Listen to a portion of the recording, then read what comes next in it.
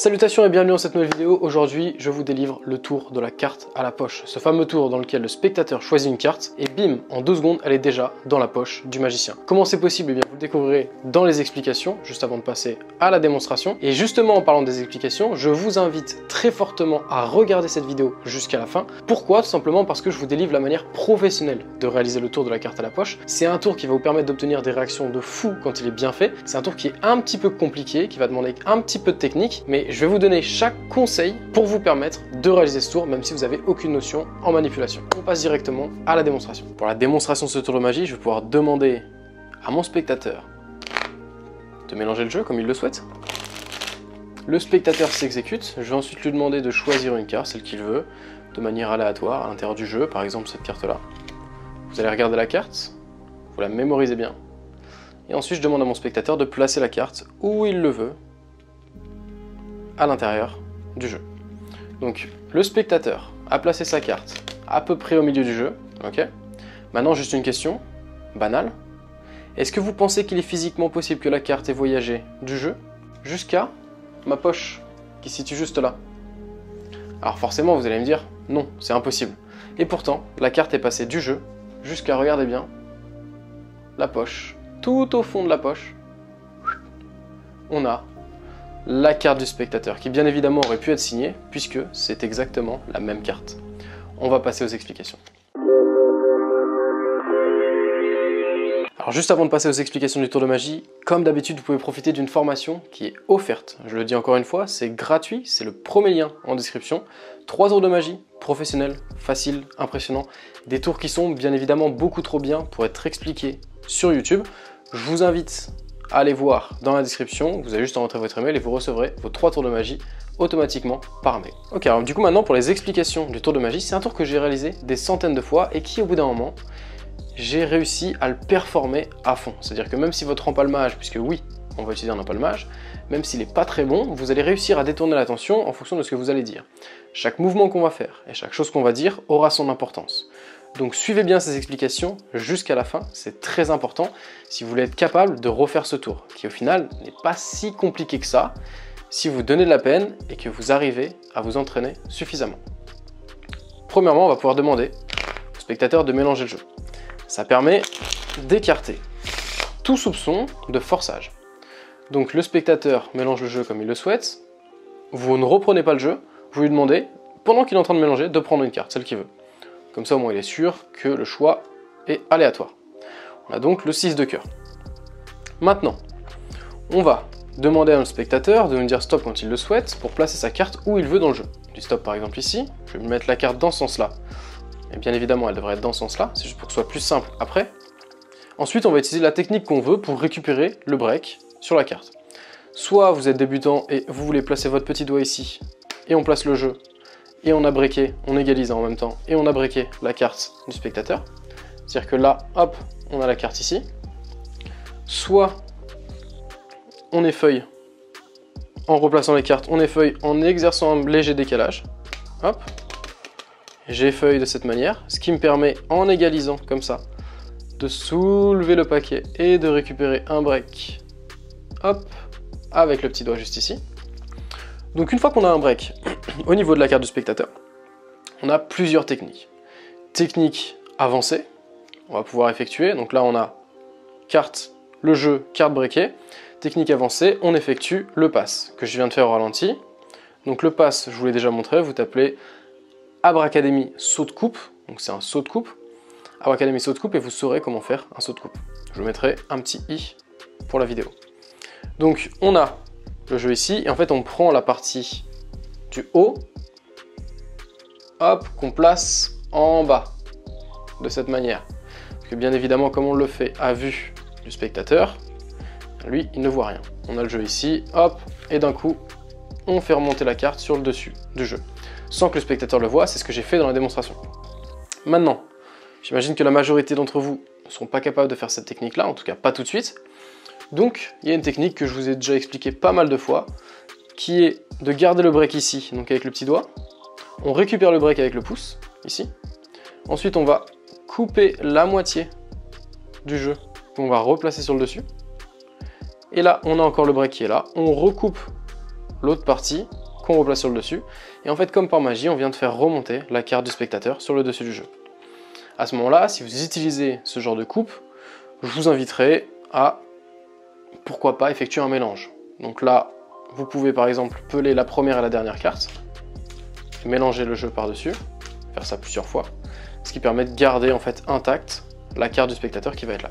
Alors maintenant, le but, ça va être d'effectuer un empalmage de cette carte-là, qui est donc bien évidemment la carte du spectateur, pour attraper la carte dans la main et réussir à la faire voyager dans la poche.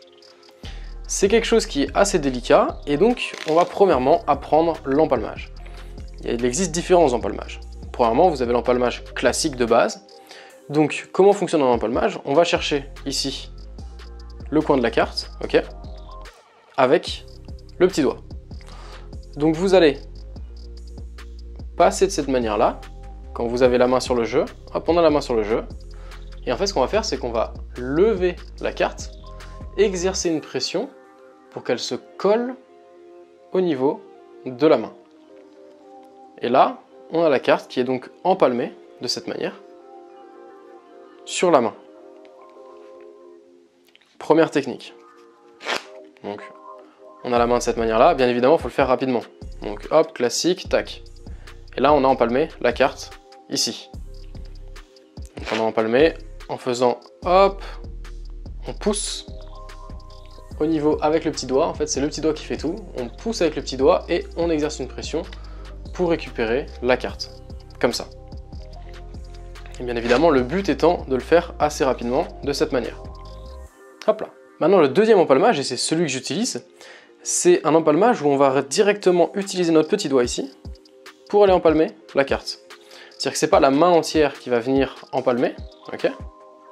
C'est vraiment clairement le petit doigt qui tout seul, hop, va aller chercher le coin, mais cette fois-ci pas forcément le coin en haut, mais le coin vraiment, hop là, vous voyez? Donc c'est un empalmage qu'on va pouvoir faire en étant en train de parler. Donc c'est-à-dire que là je suis en train de tenir le jeu, je suis en train de parler, je dis quelque chose, les gens ne sont pas forcément en train de regarder, et hop là, bim, en 2 secondes, même pas, en une demi-seconde, j'ai réussi à empalmer la carte.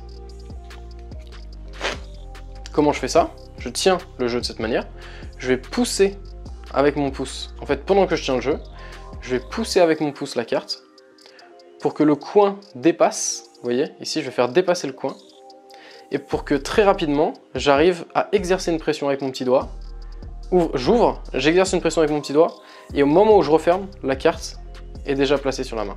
La main, hop, hop là. Donc moi, quand je le fais, j'aime bien le faire en levant le jeu, c'est-à-dire que je lève le jeu, je pousse la carte ici, et là, vous voyez, hop, hop. C'est-à-dire que si vous vous débrouillez bien, si vous avez le spectateur en face de vous, vous pouvez avoir le jeu, le lever, revenir, et là personne n'a rien vu. On a empalmé la carte qui est là. Donc maintenant, si vous faites un empalmage comme ça, bon, ça peut être un petit peu cramé. Donc le but, ça va être de le faire à couvert des yeux du spectateur. Pareil pour tous les autres empalmages en fait. Donc maintenant, je vais vous dicter exactement ce que vous allez faire quand vous allez faire ce tour. Donc vous avez réussi à contrôler la carte du spectateur sur le dessus du jeu, et là, tout va se jouer dans votre manière de parler. Vous avez la carte du spectateur qui est ici, vous allez arrêter de toucher au jeu, vous allez regarder le spectateur avec vos yeux, et vous allez lui dire, est-ce que tu penses, vraiment, que c'est possible que la carte soit déjà dans la poche? Donc là, il y a différentes techniques. Soit pendant que vous le regardez dans les yeux, le spectateur vous regarde ou les spectateurs vous regardent, en fait instantanément, normalement, quand vous arrêtez de toucher au jeu et que vous remontez la tête pour parler au spectateur, ils vont vous regarder dans les yeux. À partir de ce moment-là, vous êtes libre de faire, hop là, un petit empalmage, ok? Puisque le spectateur vous regarde dans les yeux et que ça prend une demi-seconde, clairement. Donc une fois que vous avez fait votre empalmage, vous êtes bon. Sinon, on regarde le spectateur dans les yeux, et là on attire l'attention sur la poche. Et on se retourne, on lui dit, est-ce que tu penses, et c'est ce que j'ai fait en fait dans la démonstration, je me suis mis à couvert pour pas que vous puissiez voir, parce que forcément on peut pas détourner l'attention quand on est en vidéo. Donc je lui dis, est-ce que vous pensez que c'est possible que la carte soit dans la poche? Et en fait là vous attirez l'attention sur la poche, parce que la carte n'est pas dans la poche. Et pendant que vous attirez l'attention sur la poche, hop, on vient empalmer la carte. Je lui dis, est-ce que tu penses que c'est possible que ta carte, et là vous allez même pouvoir utiliser votre autre main, est-ce que tu penses que c'est possible que ta carte, elle soit déjà dans ma poche?